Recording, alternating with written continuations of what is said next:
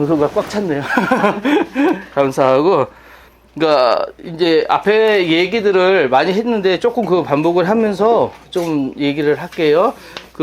일단은 요한계시록을 쓴 사람은 요한인데, 요한이 어떤 상황에서 써졌냐? 지금 반모섬에 유배되어 있는 상황이에요. 그래서 유배돼서 그 상황들을 지금 경험했던 것을 반모섬에서 쓴 것은 아니고 나와서 이제 이것을 쓰게 된 것이고, 어쨌든 간에 이 반모섬에서 뭘 봤냐? 환상을 본 거예요. 근데 그 환상이 이제 하늘나라의 천상의 예배에 대한 것들, 그 예배에서 이제 생물들이 등장을 하고 24장로가 등장을 하고, 그래서 예배가 어떻게 이루어지는지, 그리고 나중에 우리가 이제 하늘나라 가서 어떻게 살아가게 되는지를 쭉 보여주는 환상들이었어요. 근데 이제 이것들이 하늘나라에서는 그런데 땅에서는 어떤 일들이 벌어지느냐를 오늘 이야기하는 것들에서 나오게 되는 거예요.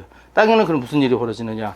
자, 그래서 7인에 대한 걸 먼저 말씀을 좀 드리면, 이제 반모섬에서 본 환상 중에 하나가 뭐였냐면, 이제 요한이 앉아 있었는데 어린 양이 등장을 하면서, 이제 뭐냐면 이제 예수님이시잖아요. 등장을 하면서 이제 두루마리가 등장을 했었어요.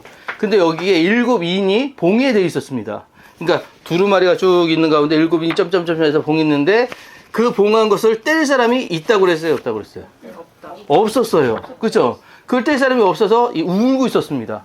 그러니까 이거 어떡하냐, 이걸 띄어야지 이 모두 환란이 끝나고 그 뒤에 어떤 일들이 이루어지지 알게 되는데, 그런 능력 있는 사람이 없는 거야. 그래서 이런 안타까운 현실 때문에 울고 있을 때 24장로 중에 한 사람이 이제 얘기하는 게, 아니다, 뗄 사람이 있다, 울지 마라 하고 위로하는데, 보니까 그 뗄 사람이 나타나서 보니까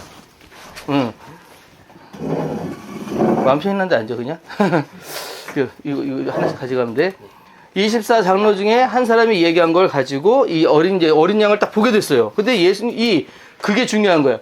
왕으로 오셨던 예수님, 뭔가 대단하게 오신 예수님의 모습으로 알 줄 알았는데 어린 양, 그것도 성경에 뭐라고 표현해야 되면 죽임을 당한 것 같은, 그러니까 너무 여리여리하고 힘없는 모습의 어린 양이 등장을 해서, 그 어린 양을 보자, 아, 이분이 뛸 거야 라고 얘기를 했는데, 그분이 하나씩 뛸 때마다 징조가 이제 나타나기 시작을 하는 거예요, 지금. 그래서 그 사건들을 오늘 얘기합니다. 그래서 첫 번째, 이제 그 7인 거기를 보시면, 첫째 인을 뗄 때 백마탄 왕자의 등장이 이게 있어요. 그죠? 그래서 요한계시록 6장은 어린 양 예수 그리스도가 하나님의 심판 계획에 담긴 두루마리의 인봉을 하나씩 떼며 종말의 사건들이 계시되는 장면입니다. 계시가 시작이 되는 그것이 무엇 때문이냐? 뜰 때 흰말이 등장하면서, 야, 흰말이 등장했으니까 저 흰말 보고 우리가 알아야 될 건, 아, 진짜 징조가 시작이구나, 이게 심판이 시작이 됐구나라는 걸 알게 된다는 거예요. 예, 그래서 이제 1, 2절에 첫째 인이 열릴 때 나타나는 백마와 그 탄자에 대한 환상을 묘사하며, 이는 종말의 시작을 알리는 중요한 사건입니다. 그러니까 흰말이 등장하면 종말이다. 그래서 이거 되게 많이 사용하는 데가 있다고 그랬죠? 어디서 이거 되게 많이 사용했다고 그랬죠? 신천지도 사용하고, 하여튼 뭐 신흥 종교 등장해가지고 등장할 때마다 흰말 타고 등장하고 그래요.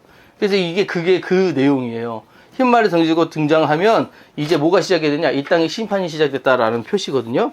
자, 그래서 이제 이거 역사적 문화적 배경으로 조금 돌아가 보시면, 다 배경은 다 아시죠? 이거는 지금 묵시문학으로 쓰여져 있습니다. 예. 이게 이런 분위기구나. 이게 너무 가까이 있으니까 무대 섰을 때 왜 그런 거 있잖아요. 소극장에서 무대할 때 그 관객들이랑 너무 가까우면 이게 부담되는 느낌? 예. 아, 이런 느낌이구나. 예. 야, 저기가 좀 컸었네요, 생각보다. 자, 어쨌든 이제 이것은 묵시문학이라는데, 묵시문학의 특징은 이것들은 본인들은 아는데 다른 사람은 모르게 하는 게 묵시문학이라고 그랬어요. 그래서 로마는 이것을 알면 안 되니까 본인들이 알고 있는 형상으로, 본인들이 알고 있는 그런 특징들로 이것들을 설명을 하고 있는 것들이죠. 그게 묵시문학이고, 자, 여기서 이제 조금 내려가 보시면 이런 것들이 있습니다. 인을 뗀다라고 하는 것은 이게 특별한 단어예요. 이것들이 의미가 있어요. 그게 뭐냐면, 고대 문서나 아니면 법적 문서나 유언장 이런 것들은 이 봉인된 것들을 풀 때 인을 뗀다라고 그러는데, 그걸 아무나 띄면 큰일 나요. 내가 이제 전달자, 전령이야. 가지고 가다 궁금하다고 띄워보면 큰일 나는 거예요. 그거 사망이에요. 절대 권한이 없는 사람이 떼면 안 되는 얘기예요. 그래서 그 인을 뗀다라고 하는 건 능력 있는 사람이 떼지 않으면 안 된다라는 그런 것도 다른 이야기라는 것이죠. 그래서 말탄자의 등장은 어디서 나오느냐면 스가랴서 1장과 6장에 나오는데 성경책 혹시 지금 갖고 계시면 우리 성경 같이 보기 좀 어려울까요? 오늘 어떻게 할까? 스가랴서 6장에 이 내용이 나오거든요. 스가랴서 6장에 자, 여기 있는 내용하고는 똑같지는 않은데 스가랴서 6장에는 병거가 나와요. 병거. 그래서 첫째 병거는 붉은 말들이 끌고, 둘째 병거는 검은 말들이 끌고, 셋째 병거는 흰 말들이 끌고, 넷째 병거는 어룽지고 건장한 말들이 끈다라고 되어 있습니다. 자, 그럼 이 사람들 생각에는 이것들이 나타났을 때 어떤 것들이 있었다라는 것들을 알고 있겠죠. 그죠? 스가랴서가 저기잖아요.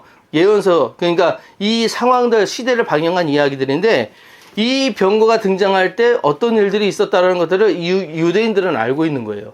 그래서 이 지금 요한이 얘기하는 것들을 우리는 모르지만 이 사람들은 검은 말, 이런 거야. 흰 말, 이런 거야. 이렇게 알고 있었다는 얘기예요. 자, 그래서 밑에 이제 세 가지 신학적 교훈 그 얘기로 들어가 보시면 이제 이 신학적 교훈은 뭘 의미를 했느냐? 첫째는 예수 그리스도만이 역사의 주권자이심을 얘기하는 거라는 거예요. 아까 인을 떼는 권한이 누구에게 있다고요? 아무도 없는데 어린 양, 죽임을 당한 것 같은 어린 양에게 있다. 그 얘기는 곧 인을 뗄 수 있는 분, 그러니까 이 심판을 시작할 수 있는 분은 예수님밖에 없다라는 표현이라는 거예요. 이해되셨나요? 예, 그리고 이 구절에서 어린 양은 예수 그리스도를 뜻합니다. 두루마리는 하나님의 구속과 심판의 계획을 전체를 담고 있으며 그 인을 뗄 수 있는 분은, 유일한 분은 오직 예수 그리스도 뿐이십니다라는 것. 요것을 꼭 기억하시면 돼요. 자, 그래서 여기에 이제 백마탄 왕자? 백마탄 이 얘기는 뭘 얘기하냐면 이제 두 가지로 우리가 해석을 좀 봐야 돼요. 그 지난주에 이 얘기 잠깐 나눴었는데 왜 백마하면 우리는 예수님 생각하니까 이 흰말이 그럼 예수님 얘기 아니냐는데 여러분 요거 조금 생각해 보셔야 되는 게 뭐냐면 이 흰말은 우리가 알고 있는 나중에 오는 진짜 승리하는 예수님하고 조금 달라요. 좀 달라요. 뭐냐면 거짓 평화의 출현으로 보기도 합니다. 그래서 한 장 넘겨보시면 자, 요한계시록이에요. 요한계시록 6장 2절 말씀에 이에 내가 보니 흰 말이 있는데 그 탄자가 활을 가졌고 그 다음 점점점 하고 이기고 또 이기려고 하더라 라고 되어 있어요. 자, 여기서 제가 지난주에 뭐라고 말씀드렸냐면 흰 말이라고 하는 거는 예수님의 승리를 얘기하고 뭐 이긴 자를 얘기하고 그렇게 할 수 있는데 그가 탄자가 뭘 가졌는지를 잘 보라고 하셨어요. 기억나세요? 예. 원래 예수님은 뭘 사용하세요? 검. 말씀의 검이잖아요. 그죠? 검이에요. 근데 여기는 뭘 가졌어요? 활을 가졌어요. 에스겔서 39장 1절에서 3절 말씀에 내 활을 쳐서 내 왼손에서 떨어뜨리고 내 화살을 내 오른손에서 떨어뜨리리니 하고 얘기하면서 누굴 얘기를 하냐면 마귀에 대한 얘기를 하고 있거든요. 그래서 마귀가 쓰는 무기, 그러니까 이 우상이 쓰는 무기가 뭐냐면 활이에요. 그래서 사망아 내가 쏘는 것이 어디 있느냐라고 했었잖아요. 말씀드렸었죠. 내가 쏘는다 하고 쏠 때 검을 쏘진 않잖아요. 뭐 저기 배그하는 애들은 칼 던져야 하지만 예, 절대로 칼을 던지진 않잖아요. 우리가 활을 쏜다라고 하는 건 이건 누구의 무기냐? 마귀의 무기구나. 사단의 무기구나. 그렇게 이해하시면 돼요. 자, 그 다음에 또 하나가 뭐냐면 관이라고 하는 게 있어요. 관이라고 하는 건 면류관이 있고 또 우리가 알고 있는 이렇게 임금님들이 쓰는 관이 있어요. 자, 그러면 이 관에 두 개의 차이가 있는데 원래 임금님들이 쓰는 관은 뭐라고 하면 디아데마타라고 그래요. 디아데마타. 이거는 왕권을 상징해요. 이 관은. 디아데마타는. 근데 이에 또 배우는 또 관이 하나가 나오는데 면류관이에요. 이 면류관은 스테파노스라고 그러는데 이 둘의 차이가 뭐냐면 스테파노스는 그 왕권이 아니라 전쟁에서 이겼거나 아니면 운동 경기에서 이긴 사람한테 주는 게 스테파노스예요. 그래서 왜 우리 마라톤 경기에서 이기면 월계관 쓰는 것처럼 있잖아요. 그거는 스테파노스예요. 근데 이가 쓰고 있는 게 뭐였냐면 여기서 쓰고 있는 건 디아데마타가 아니라 바로 스테파노스였다는 거예요. 그래서 이 관은 면류관이다. 그러면 왕이라고 얘기하기는 부족한 거예요. 그 다음에 또 하나가 뭐가 있냐면 요한계시록 9장 11절에 누가 등장하냐면 아블로온이라고 하는 게 등장해요. 아블로온. 귀신의 왕이라고 하는 아블로온이 등장을 하는데, 아블로온 하면 혹시 떠오르는 신이 있으세요? 아블로온. 아폴로. 이것도 바로 하시네요. 예. 아블로온, 이게 아폴로예요. 예, 그거를 이제 이런 히브리식으로 하면 아블론, 그걸 헬라식으로 하면 아폴론, 이렇게 되는 거거든요. 그래서 아폴론이 들고 있는 무기가 뭐냐면 활이에요. 그래서 결국 뭔 얘기를 하는 거냐면, 여기서 흰말탄자를 누굴 얘기를 하는 거냐면 로마 황제를 얘기하는 거예요. 로마 황제가 가지고 온 승리, 그가 가지고 온 이 평화는 가짜다, 거짓 평화다. 그리고 이 자를 뭐로 표현하냐면 적 그리스도로 표현해요. 그래서 우리가 알고 있는 이 흰말탄자에 대한 것은 전통적으로는 여기 보면 있어요. 전통 보수적 해석에는 복음의 승리 해석이라고 봤었어요, 이거를. 예전에는. 그런데 점점 이것들을 신약사들이 보다 보니까 말이 이상한 거야. 왜 이겼는데 또 이기려고 하지? 이렇게 되고 이상해서 이런 이야기들을 좀 더 확인해 보고 나가 보니까 다른 면모가 있는 거예요. 그래서 이것은 그러니까 잘못된 것이 이기려고 이제 진짜 왕권이 없으면서도 왕권이 있는 것처럼 하려고 이렇게 이기려고 하는 이런 모습들을 보여주는 거. 자, 이런 것들이 징조의 시작이라고 이야기를 하는 거예요. 그래서 그 이야기가 지금 여러분들 보고 계신 것, 복음 승리 해석과 거짓 평화의 출현 해석에서 지금 나온 이야기를 제가 말씀을 지금 드린 거예요. 그래서 그것들을 보시면 밑에 거를 보셔요. 거짓 평화의 출현 해석에 보면 전천년적 해석이 있는데, 이거 어려워서 나중에 다 말씀드릴게요. 전천년, 후천년 이거 있거든요. 이거 나중에 말씀드릴게요. 반대로 일부는 이 백마탄자를 적그리스도 또는 종말의 혼란을 유발하는 존재로 봅니다. 활을 가지고 있으나 화살은 언급되지 않는 점에서 전쟁 없이 이루어진 평화, 그러나 거짓된 통치를 상징한다고 해석합니다. 이게 또 재밌어요. 활이 있는데 쏘는 것이 없는데 쏠 것이 없잖아요. 그러니까 무기만 보고 사람들이 벌벌 떨어서 그 앞에 무너졌다는 거예요. 그러니까는 그 평화는 그냥 무력으로 너 까불면 죽어 하니까 네 이렇게 된 그런 평화, 이 거짓 평화라고 하는 거예요. 그래서 그렇게 거짓으로 속여서 승리를 쟁취한 것, 그리고 거짓된 통치를 상징한다고 이들은 해석을 했습니다. 그리고 또 하나, 이는 종말에 등장한 거짓 평화의 시대, 즉 사람들을 속이는 정치적 또는 종교적 지도자들에 대한 경고로 읽힙니다. 이게 좀 놀랍잖아요. 2000년 전에 있었던 일들이 이때만 있었던 게 아니라 지금도 똑같이 있잖아요. 그죠? 이게 지금 유지되고 있는 거예요, 지금. 그래서 종말의 시작은 예수님이 오실 때부터 지금까지 계속 이어지고 있다라고 우리가 이야기하는 것이 이런 것 때문에 그래요. 그리고 3번에 보시면 하나님의 섭리는 정복자처럼 역사 속에서 나타난다. 이 인을 통해 우리는 하나님의 계획이 단순히 교회 안에 머무르지 않고 세상 속에서 실현된다는 것을 알 수 있습니다. 그러니까 우리만 아는 종말의 이야기가 아니라 종말의 징조를 보면 세상에서 다 등장을 하는 거예요. 그러니까 뭘 보면은 저것도 하나님의 섭리구나, 하나님의 역사구나, 이것들을 알게 된다는 거예요. 그러니까 우리만 지금 이 시대를 사는 게 아니잖아요. 시대 안에 역사하시는 하나님의 섭리가 있다는 거예요. 이제 그리고 활을 가진 자는 나아가 정복하는 모습은 하나님이 역사 속에서 적극적으로 개입하시며 세속 권세와 대결하신다는 사실을 상징합니다. 그리스도인은 단지 수동적으로 기다리는 존재가 아닙니다. 우리는 하나님의 전쟁에 부름받은 백성이며 복음의 메시지를 들고 세상으로 나아가야 합니다. 이 정복은 칼과 무력이 아닌 말씀과 사랑과 진리로 이루어지는 영적 승리입니다. 그러니까 세상 사람들은 힘으로, 돈으로, 어떤 권력으로 이렇게 이겨가는데, 우리는 반대로 사랑으로 베풀고 나눔으로 이렇게 해서 이것으로 이겨가는 거예요. 이게 그래서 세상에 감당치 못하는 게 그리스도인이라고. 세상이 감당치 못하는 거예요. 그래서 로마서 8장 37절 말씀인데, 우리가 이 모든 일에 넉넉히 이기는 이라라고 되어 있어요. 그래서 세상 방법이 아닌 이런 방법을 쓰는데도 우리는 세상을 넉넉히 이겨요. 그 이기게 하시는 게 하나님의 뜻이라는 거예요. 이렇게 이것을 잘 기억을 하시길 바라고, 그 다음에 말세에 가장 중요한 문제가 하나 있대요. 여기는 없습니다. 여기 보세요. 말세에 가장 중요한 문제. 뭐가 있냐? 앞으로의 전쟁은 경제의 전쟁이 아니고 진리의 전쟁이 될 거래요. 앞으로는 뭐가 진짜냐 가짜냐의 전쟁. 여러분 AI라는 게 등장을 했잖아요. 지금 우리 AI 도움 많이 받고 있잖아요. 챗GPT라는 거. 제가 저기한테 물어봤어요. 우리 현박사한테 현장훈이한테 이 친구가 전문가잖아요. 그래가지고 AI가 이렇게 발전을 하고 하는데 그게 우리 사회에 어떻게 될까라고 하는데 이 친구가 이게 무섭대요 자기도. 그러면서 얘기하는 게 뭐냐면 답을 주면 답을 너무 잘 찾아낸대요. 근데 너무 답을 잘 주는데 문제가 하나 있냐면 윤리적이지 못하대요. 그러니까 무슨 얘기냐면 어떤 사람이 그런 얘기를 해요. 내가 자살을 하고 싶어. 어떻게 죽는 게 좋을까라고 물어보면 잘 죽는 방법을 가르쳐 준다는 거예요. 그러면 안 돼. 죽으면 좋지 않은 거야 하고 살릴 생각을 하는 게 아니라 정말 잘 죽기 위한 방법들을 가르쳐 준대요.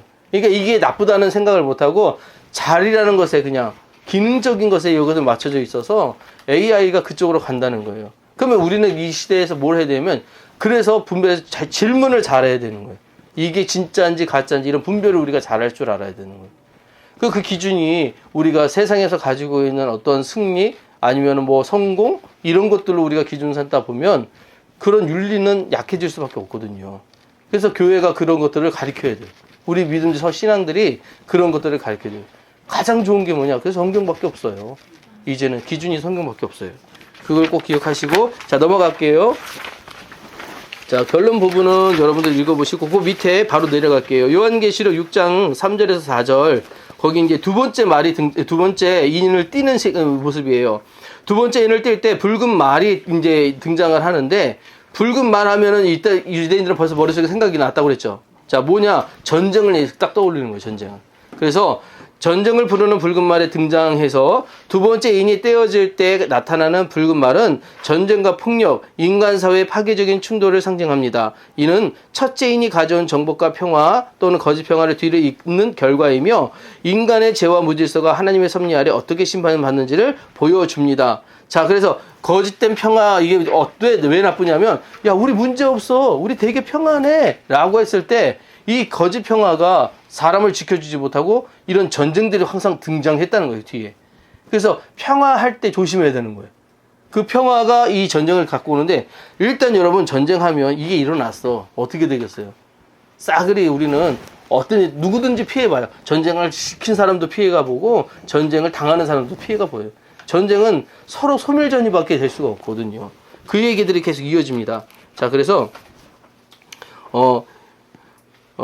이는 첫 번째 인이 가져온 정복과 평화 요거 얘기했죠. 자, 인간의 죄와 무질서가 하나님의 섭리 아래 어떻게 심판받는지, 전쟁도 심판의 대상이 되는 거예요. 심판받는지를 보여줍니다. 해서 요한계시록은 로마 제국의 권력과 압제 속에 살아가는 초대교회 성도들에게 보내진 묵시문학입니다. 고대 세계에서 말은 전쟁과 정복의 상징이었으며 붉은색의 피, 사륙, 전쟁, 분노를 상징했습니다. 로마 제국은 팍스 로마라, 이거는 뭐 로마의 평화라는 얘기거든요. 팍스 로마나라고 평화를 표방했지만 실제로는 무력과 피로 유지하는 억압적인 통치였습니다. 이 팍스 로마나 그래서 왜 그 P 앞에 X 있죠? 뭔지 아시죠? 팍스 그리스도거든요. 그러니까 예수의 이름으로 우리가 평화를, 이런 뜻인데 이게 로마가 만든 거예요. 그 팍스 로마나는 뭐냐? 로마가 가는 곳엔 평화가 임한다는 거예요. 실제로 그랬나요? 아니에요. 그들은 그것들을 힘과 무력으로 정복하는 것들을 취미로, 재미로 삼은 거예요. 그래서 다 노예 삼잖아요. 그죠? 그런 일들 한 거. 실제로는 무력과 피로 유지하는 데 없다 통제했습니다 하고, 요한은 이제 붉은 말을 통해 진정한 평화가 아닌 인간의 탐욕과 권력을 만든 거짓 질서가 결국 폭력으로 귀결될 것임을 보여주고자 했습니다. 그 환상 속에서 이런 것들을 요한이 이야기하고 싶었던 것도 있다는 얘기를 하는 거예요. 자, 그래서 여기 이제 세 가지 교훈이 있습니다. 첫째는 인간의 죄는 결국 전쟁과 폭력을 낳는다. 자, 뭐 이견이 없잖아요, 이거. 그죠? 결국 전쟁은 우리의 욕심 때문이죠. 그죠? 자, 둘째 인을 떼실 때 붉은 다른 말이라고요. 그 탄자는 화평을 땅에서 빼앗기게 하며 해서 하나님의 인을 여실 때 붉은 말 탄자가 나타나 평화를 제거하는 임무를 부여받습니다. 자, 이게 놀라운 게 이거. 그러니까 우리는 평화를 지금 다 받고 있어요. 나 안 평안한데요? 아니요. 여러분 평안한 거예요, 사실은. 근데 언제 이 말이 등장했을 때 여러분 이것을 싹 가져가요. 그래서 지금 전쟁이 일고 있는 우크라이나나 아니면 이스라엘이나 여기 보면 그런 얘기들 하잖아요. 평화의 반대말이 뭐라고요? 평화의 반대말이 뭐라고요? 죄송해요. 제가 말 잘못했다. 전쟁의 반대말이 뭐라고요? 평화라고 생각하잖아요. 네. 일상이라고요. 그렇죠. 예. 절대 평화가 아니고 전쟁의 반대만 일상인데 일상이 지금 우리가 무너지는 것이 그게 평화가 사라진 거예요. 그래서 그걸 얘기를 지금 이렇게 지금 설명을 또 달리 돌려서 하는 거예요. 그래서 요것도 넘어가서 다음 장 넘어가 볼게요. 자, 그렇게 해서 전쟁이 일어났을 때 하나님이 그 전쟁 자체도 이제 심판의 대상으로 삼는다고 하셨는데 거짓 평화 이후에 찾아오는 하나님의 심판을 보니까 여기에 뭐냐면 그들이 큰 칼을 받았더라 해서 요한계시록입니다. 요한이 아니라 요한복음도 있죠. 요한계시록 6장 4절 거기에서 큰 칼은 단순한 무기 그 이상입니다. 고대 큰 칼 마사이라 메갈레라고 하는데 마사이라 메갈레는 제국의 권위 통치의 상징이에요. 큰 칼이라고 하는 거예요. 그래서 여기에 말탄 자가 칼을 받았다라는 것은 하나님이 그에게 일정 기간 동안 전쟁을 행하도록 허락하셨다는 겁니다. 자, 그러면 이제 이 사람은 이게 좀 억울한 게 있어요. 당하는 사람 입장에서는 그럼 걔들은 순진하고 순교한 사람도 있을 거 아닙니까? 그럼 전쟁 때문에 죽는 사람들 그것도 하나님의 뜻인가요? 이렇게 한 거예요. 하나님이 사람을 죽이는 것도 그러면 그 하나님이 그런 하나님 같으면 그 사람들은 안 믿고 싶을 거 아닙니까? 그죠? 이거는 여러분 그래서 어떻게 보시면 하나님의 경륜이라는 것을 좀 이해를 하셔야 돼요. 하나님의 경륜은 이 부분만 하는 게 아니라 전체를 아우르시는 거거든요. 그 전체를 아우르시는 것 중에 뭐가 있냐? 내 잘못을 인하여 저 사람이 피해 볼 수 있는 것도 하나의 큰 경륜 중에 하나인 거예요. 그 나의 어떤 이기심과 욕심 때문에 누군가가 피해 볼 수 있는 것도 하나님의 경륜 속에 다 들어가요. 하나님이 뭐까지 쓰시느냐 하면 악인까지 들어다가 쓰셔요. 악인까지. 뭘 하기 위해서면 이 모든 사람들에게 똑같이 죄는 아픈 거야, 틀린 거야 라는 걸 가르쳐 주기 위해서 공의의 하나님이시잖아요. 그러니까 이런 거죠. 우리 명민이랑 예성이 너무 착해.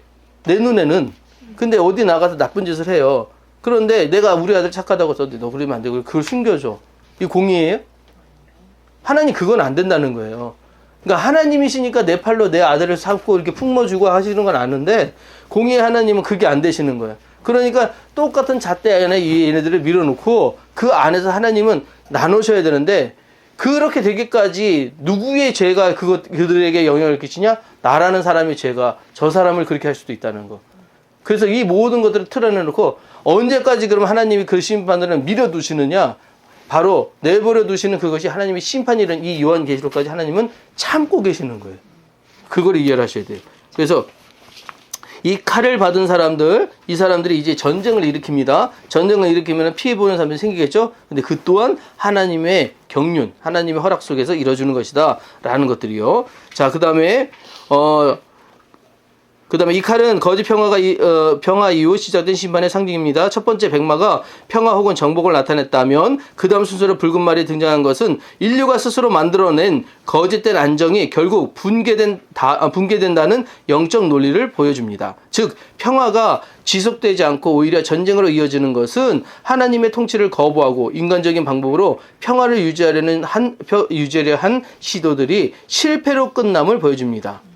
이제 그 얘기를 지금 여기 이렇게 되었다는 것이에요. 그리고 관련된 말씀은 데살로니가전서 5장 3절 말씀, 평안하다 안전하다 할 때에 그 멸망이 갑자기 그들에게 이르리니. 그러니까 우리가 늘 조심해야 되는 게 뭐냐? 요즘 좀 괜찮으세요? 그러면은 왜 괜찮지? 항상 긴장하고 그래야 된다는 얘기예요. 꼭 그럴까요? 몰라요. 근데 그거는 그때 다른 얘기고 꼭 긴장 안 하셔도 돼요. 자, 3번입니다. 그리스도인은 폭력 시대 속에서 평화의 사자가 되어야 한다. 그 탄자가 서로 죽이게 하더라. 자, 그 탄자가 누구예요? 이제 큰 칼을 받은 자잖아요.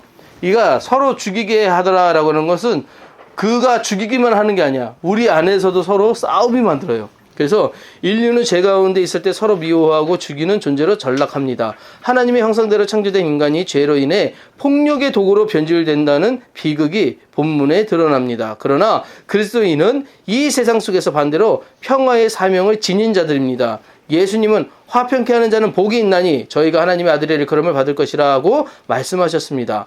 붉은 말이 상징하는 시대 속에서 우리는 십자가의 사랑과 복음으로 평화를 이루는 존재가 되어야 합니다. 서로 죽이는 게 마땅한 시대에 살았어요. 이제 그렇게 왔어. 전쟁 나면 그럴 거 아니에요. 서로 죽여야 돼. 근데 그 가운데서 끝까지 그러지 않고 순교당하는 자들이 있어요. 안에서 순교당하는 자들. 그들의 기도가 어디 가요? 하나님의 보좌를 움직인다고 그랬죠. 그래서 심판이 이제 진행이 되고 있는 거잖아요. 그죠? 나중에 그들은 14만 4천 안에 들어가서 하나님의 나라에 들어가는 자들을 이야기하는 거예요. 그래서 우리는 그 길로 가지 않겠다는 거예요. 어떤 일이 있어도.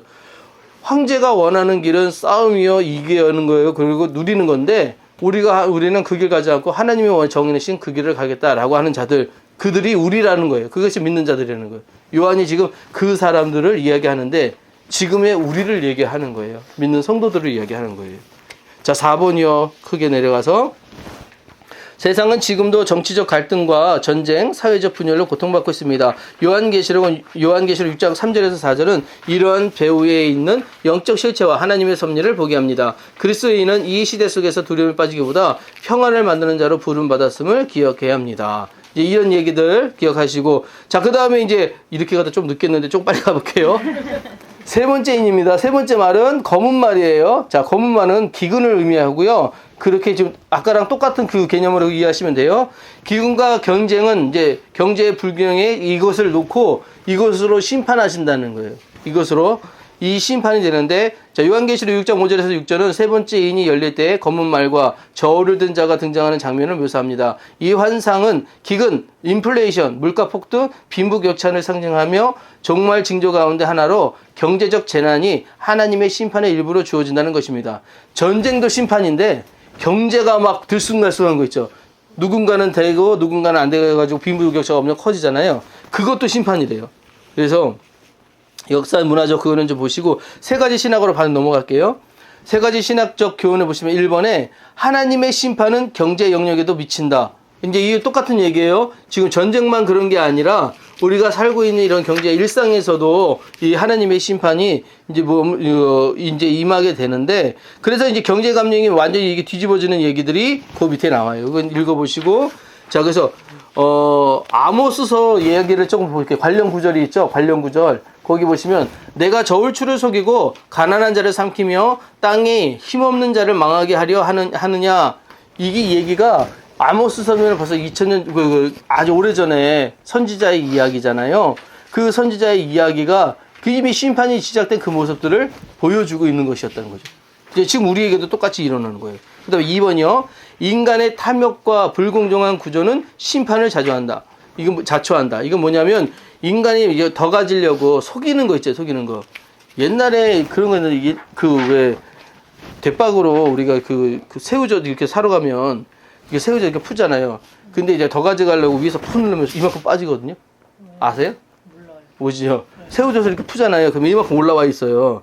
근데 이렇게 이번에 이게 한 대, 두 대 가지고 넣잖아요. 더 가져가려고 쭉 눌러요. 그럼 이만큼 빠져요. 그럼 거기다 더 얹는 거예요. 그렇게 해서 속이는 사람들이 있었어요. 근데 그거를 아는 사람은 알고 모르는 사람이니까 모르는 사람은 속는 거지. 근데 이런 일들을 왜 하느냐? 어쨌든 간에 내가 더 갖고 싶다는 욕심 때문인데, 그게 우리가 근데 되게 팽배한 거 아시죠? 우리가 사는 삶에도 되게 팽배해요. 남들 똑같은 거 있잖아요. 남들보다 하나 더 가지면 내가 이긴 거 같고, 남들보다 내가 한 발을 더 가면 내가 더 이 승리자 같고, 그런 마음들 있죠.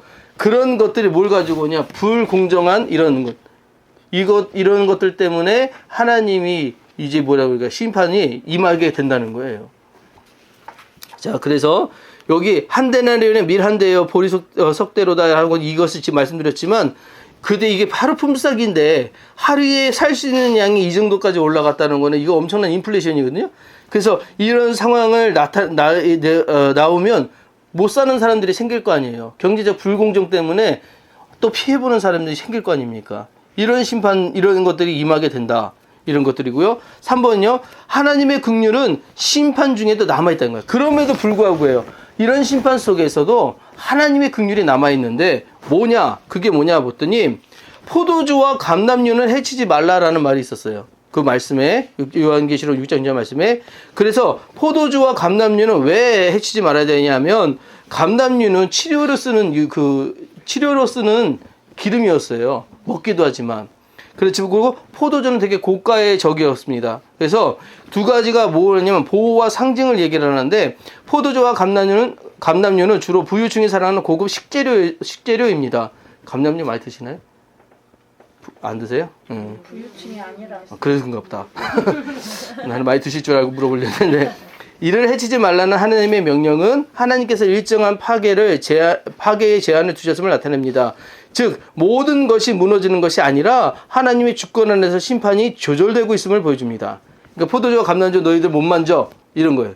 그러니까 그 요것들은 놔둬.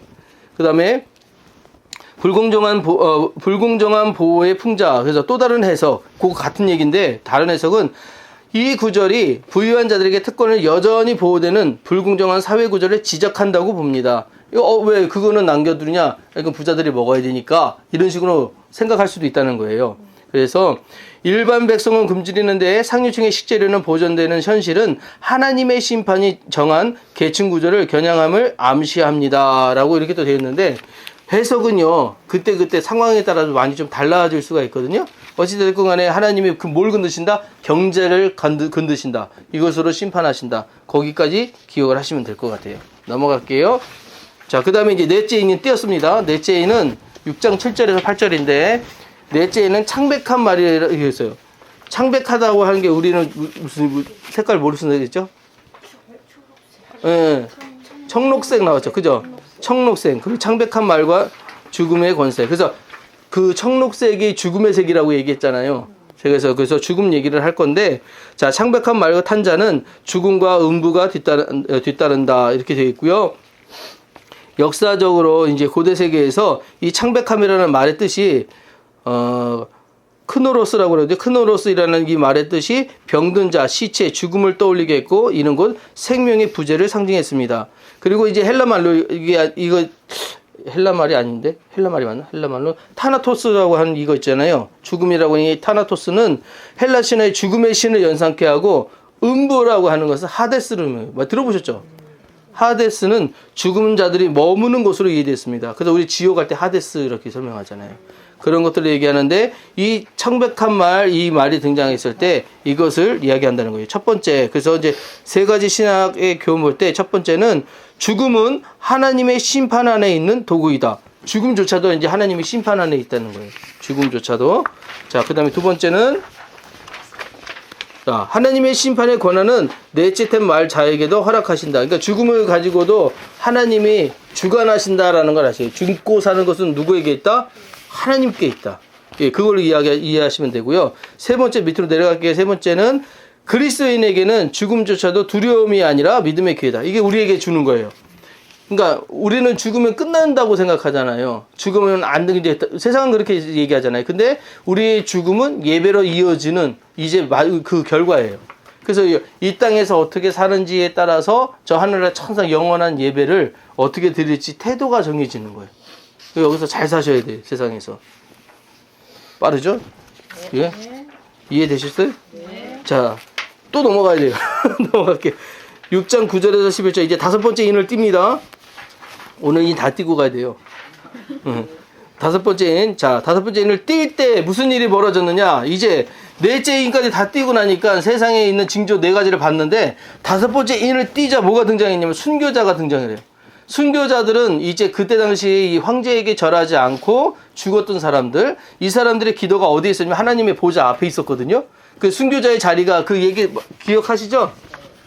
하나님의 보좌가 있으면 여기에 순교자의 자리가 있고 24 장로와 그 동물들의 자리가 있고, 그 다음에 여기에 이제 14만 4천의 자리가 있고, 뭐 이런 얘기 말씀드렸잖아요. 그래서 이게 확장된다고 말씀드렸죠. 이 자리에서 순교자의 자리가 바로 이 가까운데, 보호자에 가까운데 있는데, 이때까지 아무리 얘기를 해도 안 움직이시다가 이 순교자가 이제 여기서 하나님 언제까지 참으시려고 합니까? 라고 하니까 이제 움직이신다는 거예요. 그 심판의 징조 이제 움직이시는 거예요. 그래서 다섯째 인을 뗄 때 내가 보니 하늘의 말씀과 그들이 가진 증거로 말미암아 죽임을 당한 영혼들이 제단 아래에 있더라. 순교자들이 제단 아래에 있다는 표현은 구약 성전에서 제물을 바칠 때 피가 제단 아래로 흘러내렸던 관습을 상징시킵니다. 그러니까 피가 흘러내릴 때 그 밑에 바로 그 자리, 거기에 순교자들의 피가 있었다는 거예요. 그게 순교자들의 자리였다는 거, 이게 얘기하는 거예요.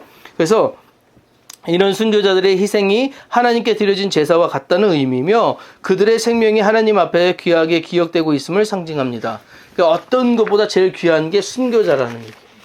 네, 그래서 자, 이 구절은 고난당한 성도들에게 큰 위로를 줍니다. 그거 혹시 기억하시나? 옛날에 노력한 만큼, 행동한 만큼 자기의 집이 지어진다고, 천국에. 그래서 누구 집은 의리복잡한 궁궐집인데 누구는 신문지 깔고 앉아있다고. 뭐 그런 얘기들을 이렇게 했는데. 신문지만 깔아도 천국이군요. 그래, 그 얘기도 했어요. 그래서. 근데 뭐 저기 장로님들은 큰 저기 뭐 빌라 들어가 있는데 목사님들은 신문지 깔고 앉아 있다고 뭐 그런 얘기도 하고 그랬었는데, 근데 이제 이 얘기가 뭐냐면, 그렇다고 그래서 진짜 뭐 이게 천국 들어가는데 등급이 있을 것은 생각이 하지 않아요. 그렇게 하지는 않지만 뭐냐면 어떤 게 가장 고귀하냐라는 것을 따졌을 때, 그러면 이제 그 사람들의 노력에 따라서 행동에 따라서 나눠질 거 아니에요. 그러면 어찌든 간에 그럼 최고의 어떤 등급을 매게 될 거 아닙니까? 그게 뭐냐? 순교라는 거죠. 예, 순교. 그 밑에는 이제 그도 차등을 두겠죠. 어떻게든 두겠죠. 그 다음에 가장 뭐 저기 한 거는 마지막에 이제 십자가에서 이제 마지막 십자가에서 주님 나라에 저 있게 해주세요. 그래, 너 오늘 복 받았다 이거죠. 그게 마지막일 수도 있고요. 그죠? 그거는 모르겠어요. 하나님이 하실 거지만 어쨌든 그렇다는 거. 그 다음에 순교자들은 정의의 회복을 하나님께 호소한다. 자, 이 사람들은 기도를 해주는데 이 기도가 하나님께 움직이거든요. 근데 그 기도는 뭐냐? 다 중보의 기도예요. 나를 위한 기도가 아니라 그래 하나님 내 거 갚아주세요 이게 아니라, 이제 언제까지 참으시려고 합니까? 더 죽는 사람들 없게 해달라고, 우리처럼 이렇게 당하는 사람 없게 해달라고 하는 기도를 하신다는 거예요. 그래서 그 기도의 장면이 두 번째 이런 얘기들이고, 세 번째 하나님의 응답은, 근데 아직까지 뭐라고 하냐, 지금은 기다릴 때라고 해야 돼요. 이거 되게 중요해요. 왜 하나님이 자꾸 때를 기다리라고만 하실까?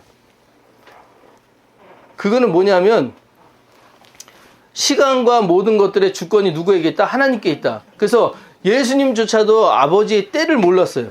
그죠? 예수님조차도. 그러니까 내가 할 거야. 그거는 하나님의 권한이라는 거예요. 하나님이, 우리가 알아도 하나님이 이때야 라고 하면 그때인 거예요. 그러니까 이거를 인정해야지만 하나님의 주권을 인정하는 거예요. 이해되시죠? 네. 그래서 지금 우리한테 기다릴 때라고 하신 것은 뭐냐면 곧 이루어질 거야. 근데 잠깐 기다려. 이 시간이라는 거예요. 자, 그다음 넘어갈게요. 자, 이제 여섯째 인이요. 자, 순교자까지 갖고 그 다음에는 하나님의 진노의 날과 우주적 대격변이래요. 자, 이 뭐가 하냐면 별 떨어지고요, 달 떨어지고, 해가 힘을 잃고요, 달이 색깔이 변해요. 이것들. 자, 우리 가끔 예전에 왜 뭐라고 하지? 해성이라고 그러는 거 왔다 갔다 했잖아요. 그거 부딪혀서 막 우리나라 이제 지구 없어진다고, 헬리해성 같은 거 막 그랬잖아요. 그거 부딪힌다고 막 그랬을 때 우리 긴장하고 막 그랬잖아요.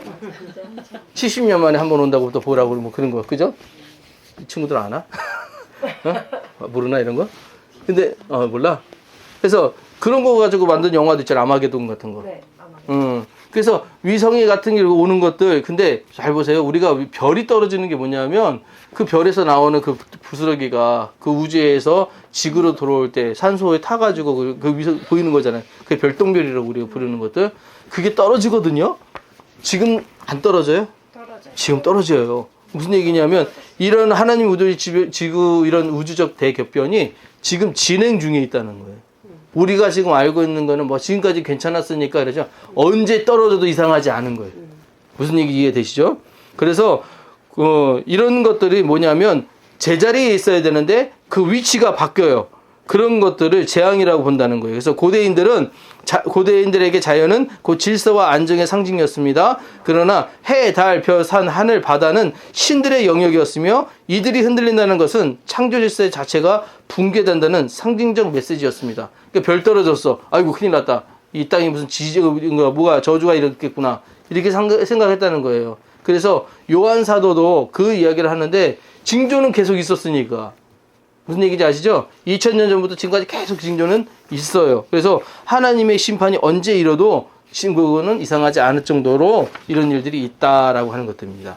자, 그런 얘기들을 뒤에는 좀 읽어보시면 어렵지 않아서 그냥 다 이해는 되실 거예요. 자, 그 다음에 7장에는 14만 4천에 대한 얘기가 나오고 또 넘어가서 8장으로 넘어가게 되거든요. 8장 1절에서 5절 말씀. 요 일곱 인이에요. 그래서 마지막 째 이제 일곱 인을 딱 띄웁니다. 자, 일곱째 인을 딱 띄면 뭐가 되냐? 하늘이 침묵을 해요. 어딘지 못 찾으셨나요? 찾으셨어요? 네. 그래서 일곱째 인과 하늘의 침묵 그리고 향로의 심판이거든요. 드디어 이제 마지막 인을 뜰 때 심판이 이제 막 진행이 되거든요. 그래서 그게 뜰 때 무슨 일이냐? 자, 이 심판이 진행이 되는 것은 사실은 5째 인의 결과예요. 그때 순교자들이 저기 있잖아요. 언제까지 참으실 거냐고 기도하는 거. 그의 결과로 이제 그 심판이 7째 인을 뗄 때 시작이 돼요. 그래서 거기 보시면 하늘의 침묵과 기도로부터 시작된 심판 해가지고 7번째 인이 열리자 하늘에는 반 시간 동안의 침묵이 임하고 7째 나팔을 가진 천사들이 등장합니다. 그래서 이게 뭔 얘기냐면 뭔가 진행이 될 때 막 시끄러워서 엄청 시끄러웠는데 갑자기 싹 조용해져요. 그럼 뭐가 돼요? 어떻게 돼요? 막 시끄럽다가 갑자기 조용해져요. 그러면 뭐가 돼요? 집중! 맞아요. 심판 전에 하나님이 갑자기 집중시키시는 거예요. 다 모든 것들이 만물이 다 멈춰요. 올스톱해요. 그러면 이 것들이 뭐지? 왜 고요하지? 태풍의 눈 같은 거. 그 다음에 이제 막 쏟아지기 시작하는 거예요. 그래서 잠시 동안 이것들이 일어나고 나서 7 나팔을 가진 천사들이 이때 등장을 합니다. 그래서 그 사이 다른 천사가 향로에 성도의 불을, 기도의 불을 담아 땅에 던지자 천둥, 지진, 번개가 일어납니다. 그때부터 빵! 또 이제 소리가 막 일어나기 시작하는 거예요. 천둥 치고 막 번개 나고 뭐 그냥 이런 것들이 막 이게 일어나기 부시기 시작하고 막 그런 거예요. 그런 일들이 벌어지게 된다는 것이죠. 여기까지가 이제 7째 인의 적이었고, 넘겨 보시세요. 그 다음에 그 나머지 얘기는 읽어보셔도 돼요. 뭐 어렵지 않아요. 자, 여기까지 해서 7인이 끝났어요.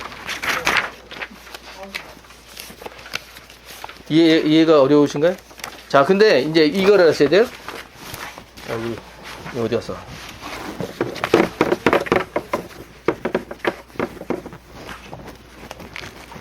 너무 작아서 이거 때문에. 7인 다음에 7 나팔이 있어요. 그 다음에 7 대접이 있어요. 여기서부터 여기까지 나중에 한 번 더 말씀드릴 건데, 여기 지금 나왔을 때 심판이 이게 뭐라고 그럴까 다 죽이겠다는 심판이 아니에요. 이때는 계속 뭐냐면 여기서부터 3분의 1 3분의 1 해가지고 계속 그 심판이 점점 심화되거든요. 근데 이때까지는 뭐냐면 하나님 그래도 경고성이에요. 여기까지는. 근데 7 대접이 쏟아지잖아요. 끝났어. 여기는 돌이킬 수가 없어요. 이 다음에 이제 여기부터는 아마게돈이에요. 전쟁이 일어나고 끝나는 거예요. 그래서 이게 이렇게 이어지게 되는데, 지금 이제 이 7인 가운데 7 나팔이 지금 7번째 등장을 하거든요. 이 나팔 가운데 7 대접이 또 중간에 시작이 돼요. 이런 것들을 조금 보시게 되면, 아직은 우리가 지금은 뭐라고 그럴까, 돌이킬 수 있는 시간을 아직 허락하신 것은 7 나팔까지예요. 근데 7 대접이 시작이 되면 끝. 대접까지 가면 안 된다는 거예요. 근데 이게 차례대로 일어나냐? 그건 또 아니에요. 언제 7 나팔이 등장하고 언제 이것들이 대접이 등장하니 중간중간에 막 이럴 때가 있어요. 그래서 그것들을 좀 잘 보셔야 돼요. 자, 그래서 21강짜리 보세요. 3시까지지? 얘들.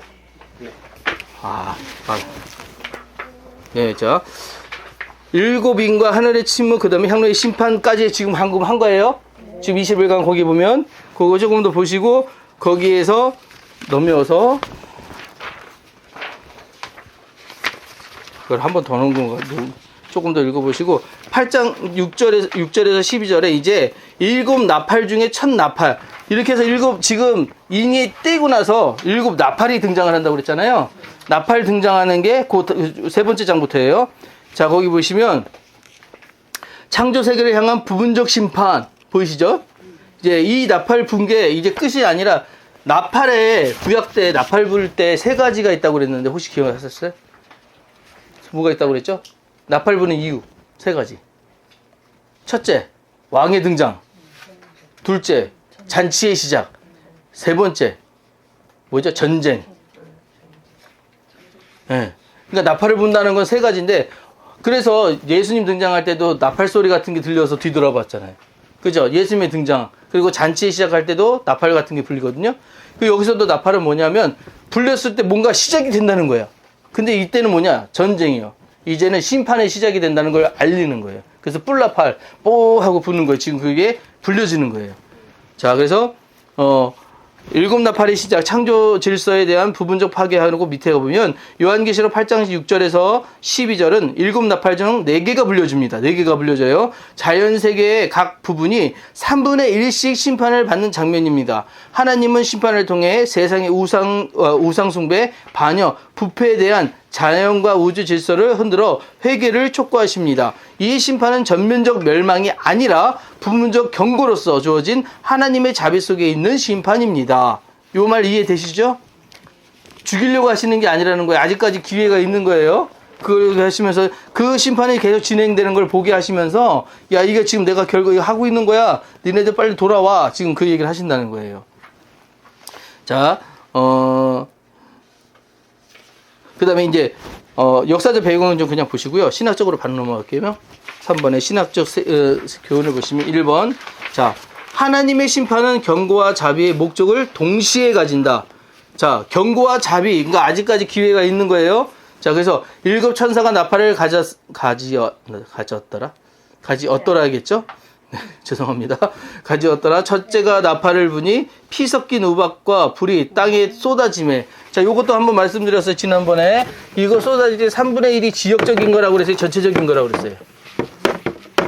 어느 나라만 떨어지는 게 아니에요. 그러니까 이거는 강도의 얘기라고 그랬어요. 그래서 3분의 1이라면 전체가 3분의 1이 전체가 다 이렇게 전체가 3분의 1씩 피해를 보는 거예요. 어느 지역만 딱 하는 게. 그래서 못 피한다고요. 제발 좀 그런 얘기 해요. 어디 벙커 같은 거 만들어 놓고 그런 거 하지 말라고. 안 된다고. 안 돼요. 하나님이 심판 못 피해. 그러니까 핵전쟁 났을 때 왜 숨는다고 해서 벙커들 만들잖아요.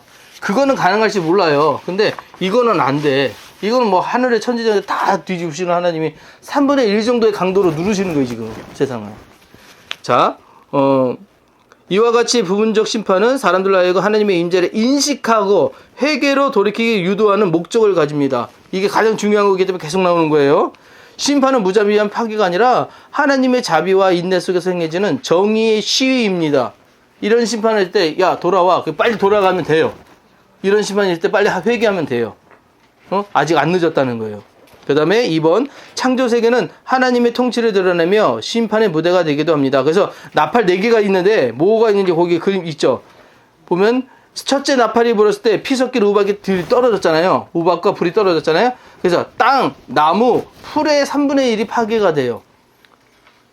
그러면 이제 3분의 2만 남겠죠. 그죠?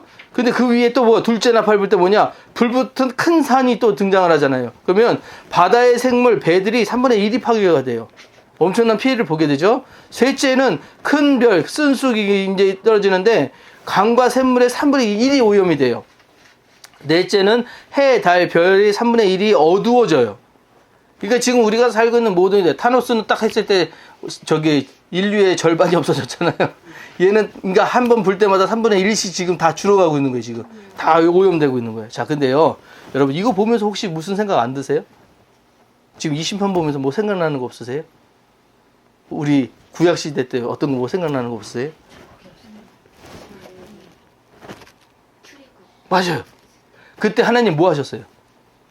그 신들을 10가지 신들을 하나씩 무너뜨리셨죠. 아직도 우리가 뭘 믿냐면 땅, 나무, 풀 이런 것들을 믿고 바다 생물 이런 것들로 믿고 이런 것들을 신적인 존재를 믿고 있는 것들을 하나님이 지금 또 묶으시는 거예요. 다 무너뜨리면서 야, 내가 그들보다 위대한 존재야 라는 거를 계속 보여주시는 거예요. 그래서 하나님이 이 심판이 누구의 주제 안에 있는지 누구의 권한에 있는지를 보여주는 사건. 그래서 여기 보시면 출애굽 사건의 재해, 우박, 피, 물, 오염, 어둠 이런 것들과 유사합니다라는 말이 있죠. 예, 똑같은 것들을 하시면서 내가 이렇게 이집트를 무너뜨리듯이 세상을 무너뜨리듯이 내가 이렇게 너희의 하나님이 된다라는 것들을 보여주신다는 거죠. 그 다음에 가로 3번이요. 인간의 문명의 의지처는 결국 무너질 수 있다. 그러니까 우리가 믿고 있는 뭐 여러분 돈 많으시면 돈 믿을 거고 자녀가 잘 살고 있으면 자녀를 믿을 거고 뭐 하여튼 내가 뭐 믿고 있는 것들이 있잖아요.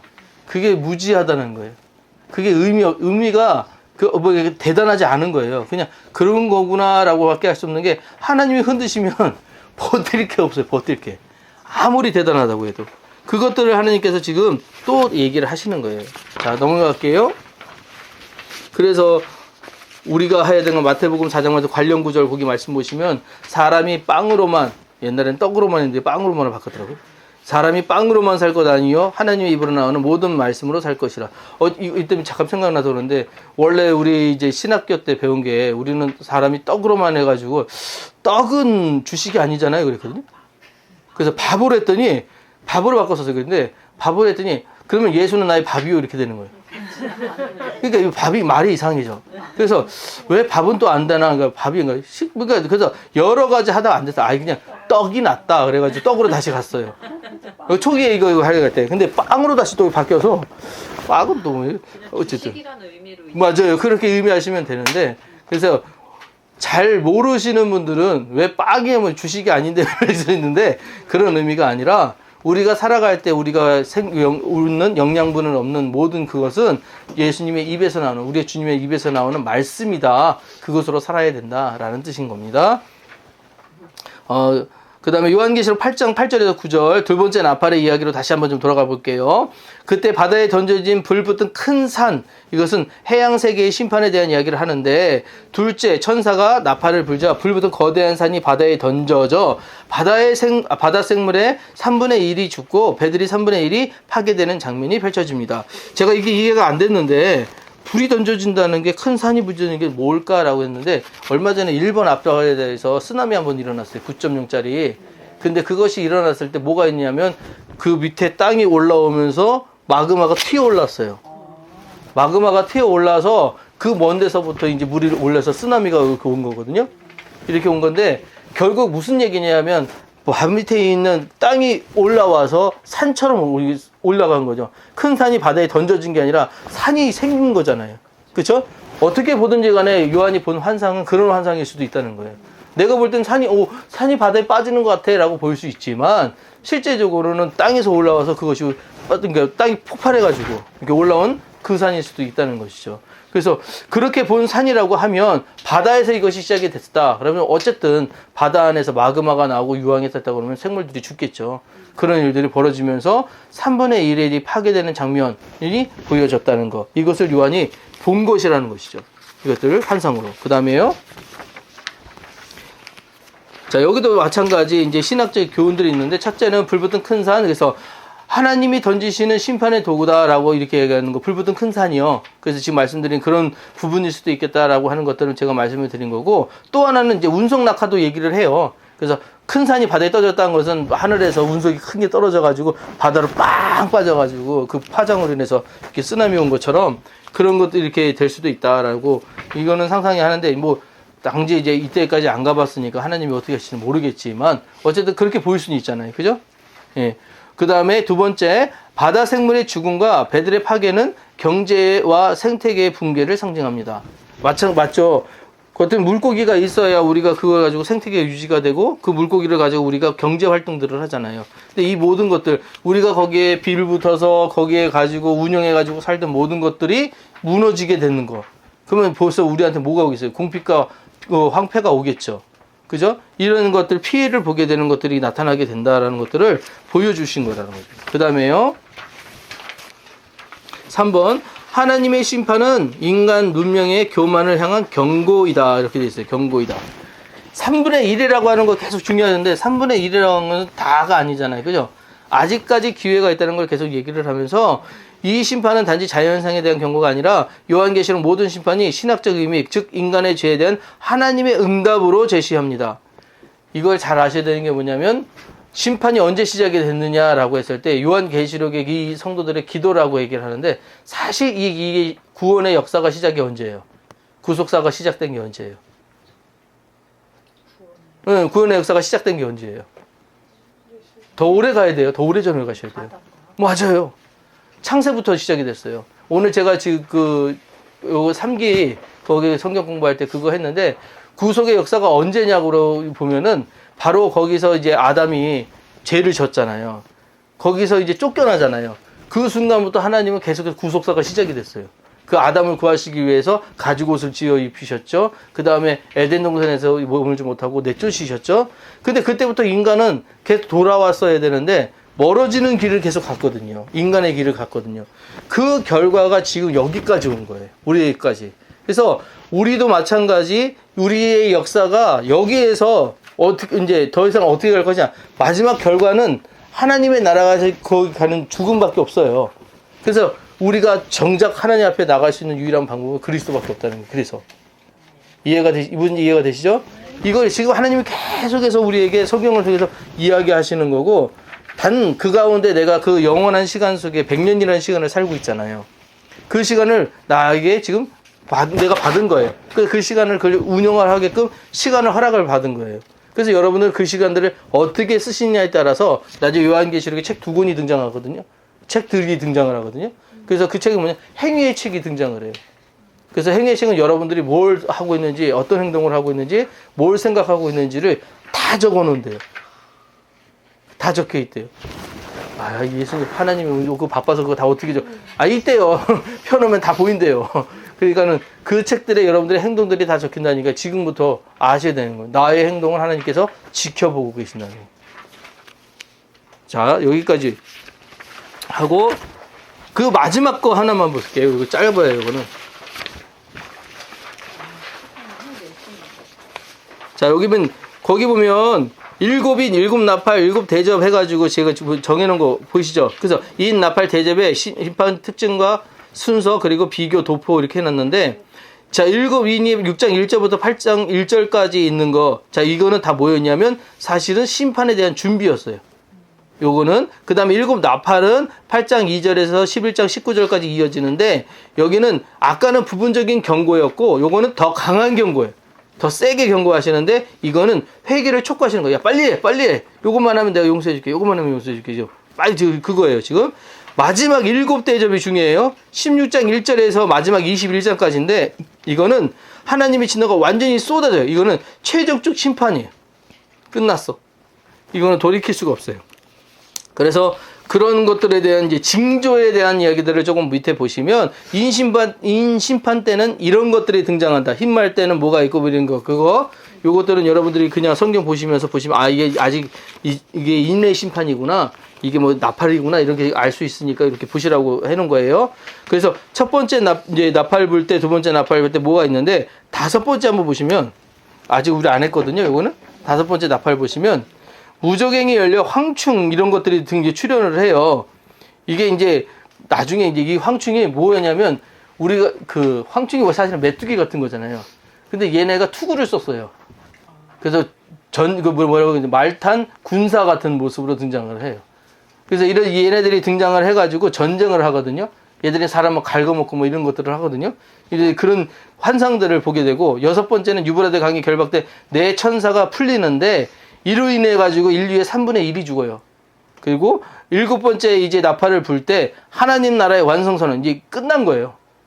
이 심판, 지금 그 아마게돈까지 다 끝나는 거예요. 다 끝나고 최후의 심판 왕권의 선포, 이제 하나님 나라 새 하늘과 새 땅이 임해요. 그때 그 이야기가 일곱째 때 나타난다는 거. 그 다음에 이제 대접 심판이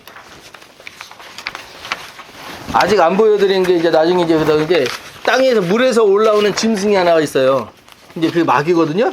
그 짐승이 이제 표를 받고 와가지고, 이제 그 짐승이 이제 사람들을 해하고, 그리고 상처를 받고 올라왔어, 얘가.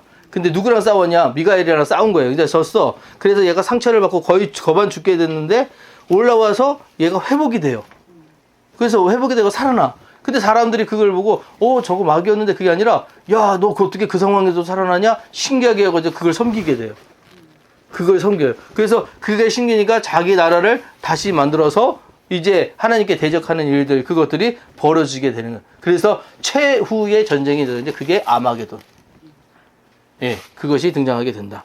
라고 하는 것들. 그래서 그런 것들 비교 도포는 옆에를 보시면, 제가, 밑에를 3번에 보시면 제가 이렇게 다 이렇게 정리를 해놓게 했는데, 그때 보셔서 찾을 수 있으시면 감사하고, 어려우시면 또 설명해 드리도록 할게요. 그래서 이렇게 4분의 1, 3분의 1 뭐 이렇게 해가지고, 이런 심판들이 이렇게 보인다는 거, 점점 증증된다는 거, 마지막에 심판이 완성이 된다는 거까지가 오늘 공부입니다. 질문이요. 너무 어렵죠? 이게 한두 번 보셔서 안 되고, 보시면서 이제 느낌은 있을 거예요. 이거는 이제 심판이다. 이거는 징조다. 뭐 이렇게 아시기는 아실 거예요. 근데 이게 재밌는 게 이제 지금부터 아시면은 요 부분 아시고 다시 이제 그 구약에 가시잖아요. 그럼 이제 이게 보여요. 아, 이게 첫째 나팔 불 때 그런 징조랑 비슷하네. 둘째 뭐 이런 것들이랑 여기 비슷하네 하면서 그런 것들이 보이기 좀 시작을 하실 거예요. 그래서 요한계시록은 이걸 다 끌고 먹어서 마지막에 뭐냐면 아멘 주 예수여 어서 오시옵소서 하고 결론을 지어요. 이게 클라이막스 완전히. 예, 그렇게 됩니다. 벌써 가방을 싸시는 게 빨리 끝내달라는 얘기였거든요. 어떻게 질문 없으실까요? 뭐? 폭풍처럼 쏟아져가지고. 그죠? 너무 많죠? 네. 다음 주부터 조금, 빠르니까 생각할 예. 시간이 별로 없어요. 네, 그쵸. 다음 주부터 조금 느리게 갈게요. 이거 심판 때문에 내가 지금 빨리 갔는데, 어쨌든 세 개의 심판이 있다는 거, 그죠? 세 개의 심판이 있다는 거, 첫째, 둘째는 경고, 마지막이 진짜고. 하여튼, 그것만 아셔도 오늘 되게 많이 아시는 거예요.